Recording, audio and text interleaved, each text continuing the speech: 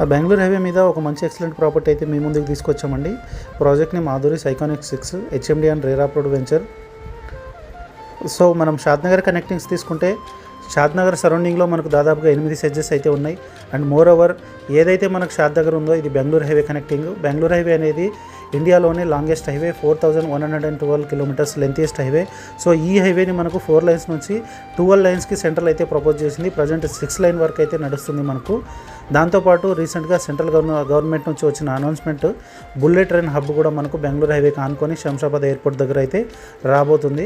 600 ఎకరాల్లో bullet train hub అయితే ready అవబోతుంది. దాంతోపాటుగా మనకు ఎంఎంటీఎస్ సర్వీస్ మహబూబ్ నగర్ వరకు రన్నింగ్లో ఉంది.